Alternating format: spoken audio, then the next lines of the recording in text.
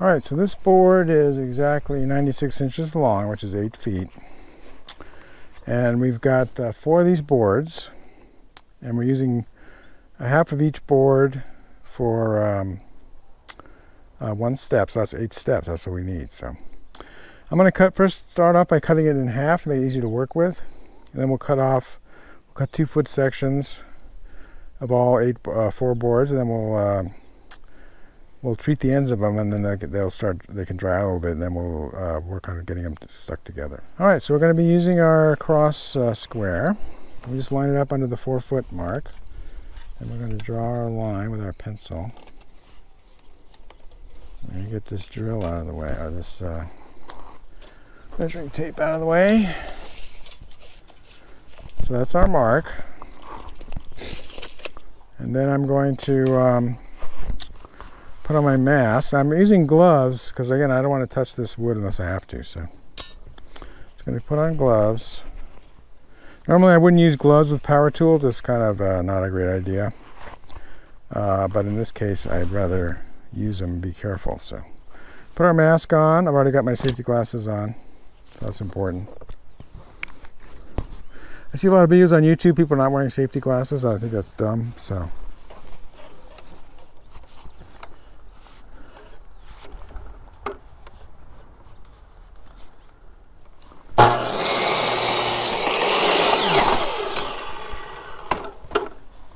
all right, so look at the end of this board now. You can see this greenish stuff is where the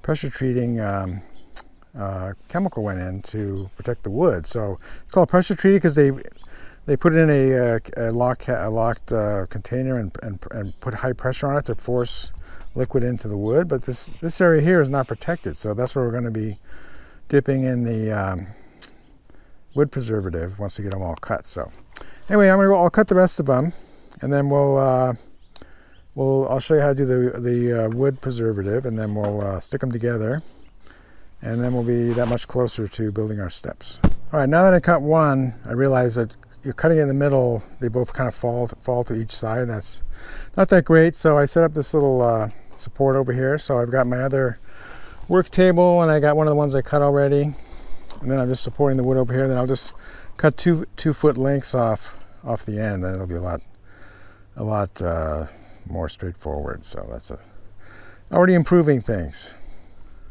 All right, for this next task, I'm going to be using these disposable vinyl gloves. I like these better than latex gloves because they're easy to get on and off. Now in this case, I'm not going to reuse them, but I'm using them for gluing. Usually I can just easily take them off. So I get extra large because they come off easily. If you get them too tight, then it's hard to get them off as soon as you get sweaty. So these are great. I'll put a link to those. You can find them almost anywhere, a hardware store. So here's our cut wood. Here's one of the pieces. And this is the end that came from the factory. So this still has its treatment. This end is the end we cut, so we need to treat this end. I'm going to treat this end anyway. Might as well. So we're using our wood preservative. So you can get this at any hardware store.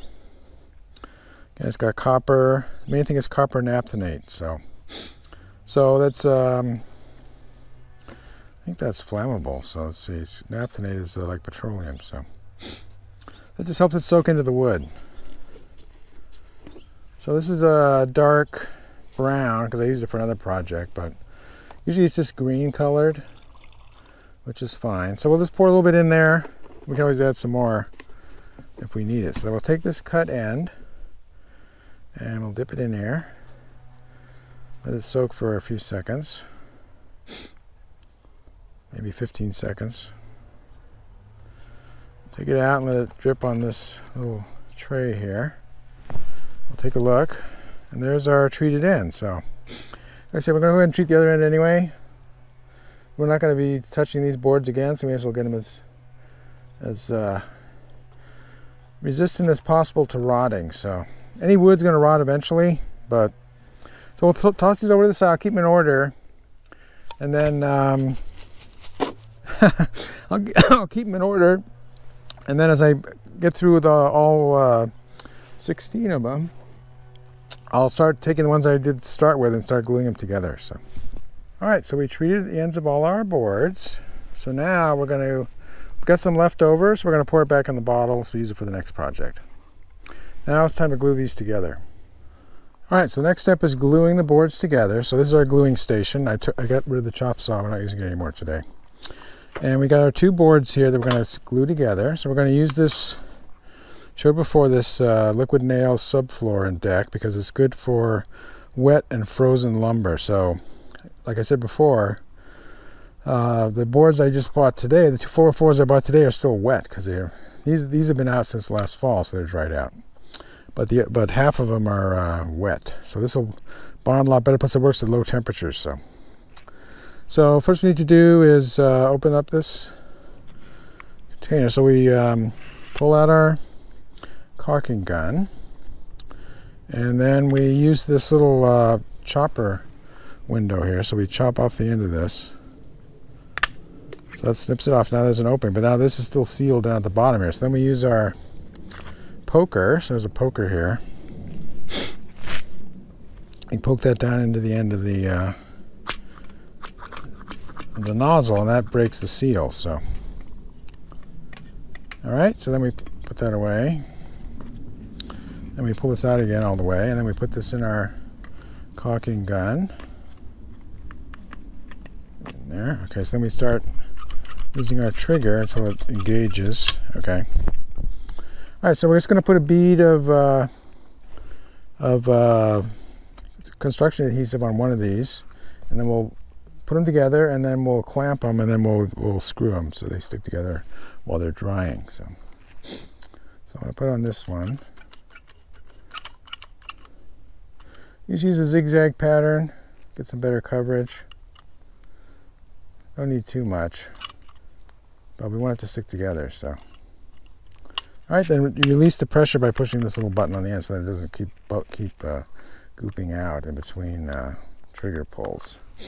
All right, so you have a few minutes to work with this. It's not like super glue or something that sets instantly. So you're going to put these together, and then I'm going to lay it on its side. And we're going to use our clamp. These are not exactly the same length, but close enough. So we got our clamps here.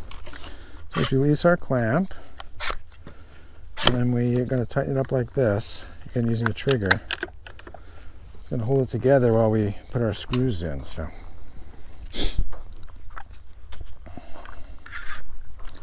clamp each end.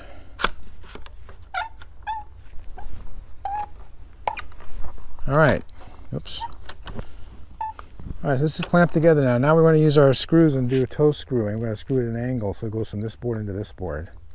Probably 4 places. So let's get our drill out, and then we'll start with that. All right, so I showed you this before, the drill driver, and I put this drill bit on the end here that has a sleeve that comes out. So when you put the deck screw in there, then it doesn't. You don't have to hold on. You don't have to hold on to it. So again, we got on 1 for driving screws, and I usually start on 7.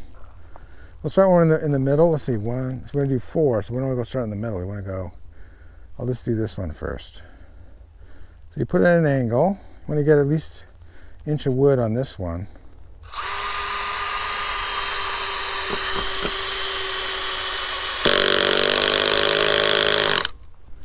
All right, so I want to go a little farther than that, so I'm going to put it up on 9. So I get it going a little bit farther. That's about as far as it's going to go, okay. All right, so there's 1. We'll just do a couple more. Then we'll flip it over and do the other side. In fact, what I'm going to do is I'm going to do 2 this direction and 2 the other direction. That makes sense. So we'll put this one on this end in.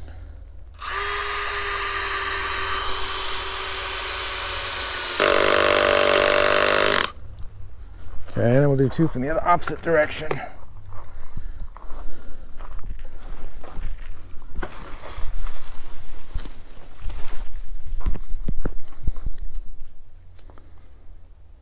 So again, this is a special bit for. This is like a star or a cross bit, so it's got an extra thick center. It's got a square drive in the center, so it holds better. So this one we want to do over here.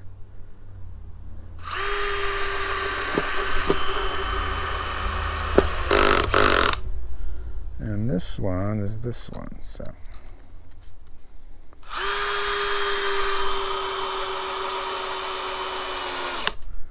All right, that one didn't stop. So we're going to put 2 on the other side. I'll flip this over. Put 2 on the other side.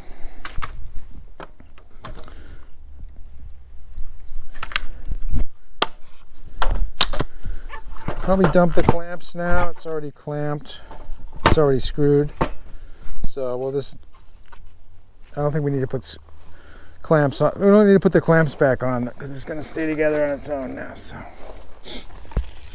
we'll do 2 from this direction and 2 from the other direction. So we'll do this one. See, I think I'll switch it around. So we'll do this one from here.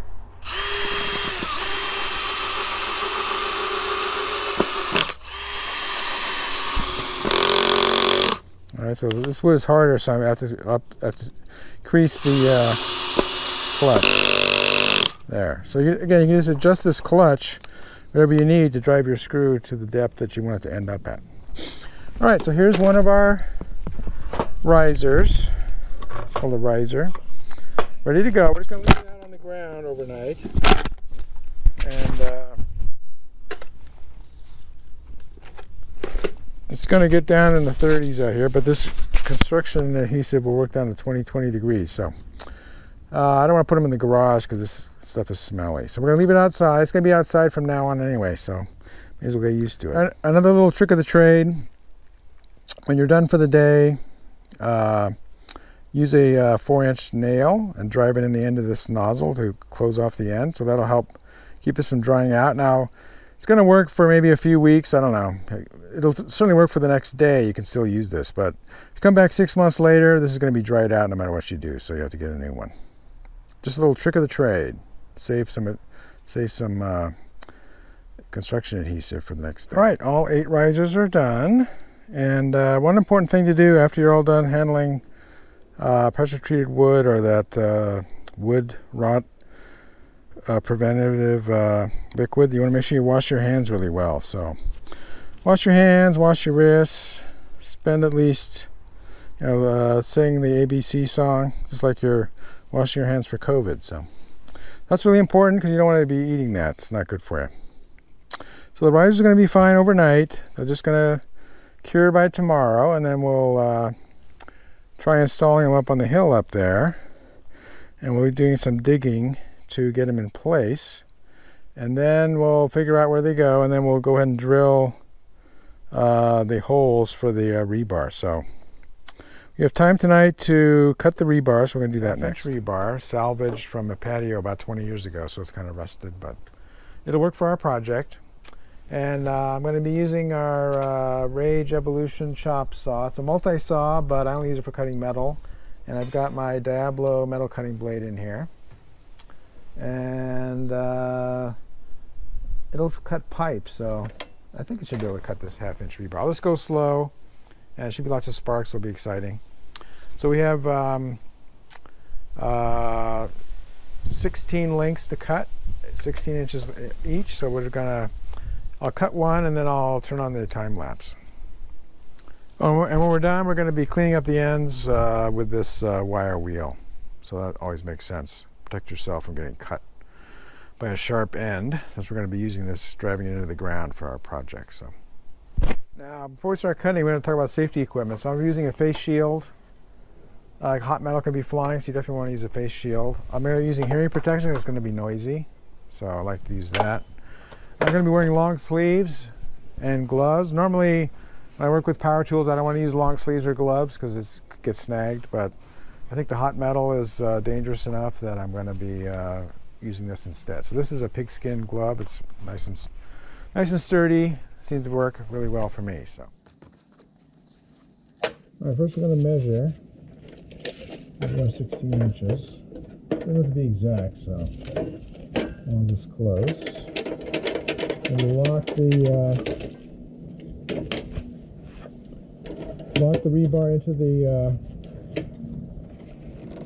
saw using this screw vise here, and we'll try cutting it, see what happens.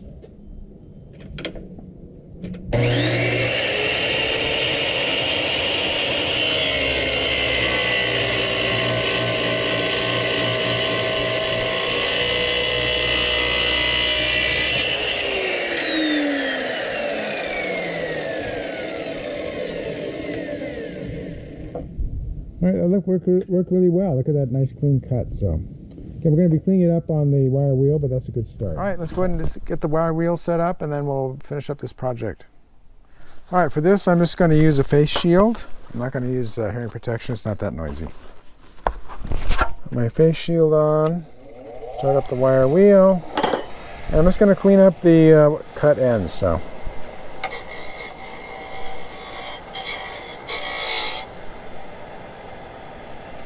Just like that. Alright, 16 more to go. If you like this video, please give it a thumbs up. Post a comment if you have any questions or ideas, and I'll try to respond. That's all for now, but more videos are coming, and if you want to see them, please subscribe to my channel and turn on the notification icon if you don't want to miss one. This is Beta Cygni signing out, and keep looking up.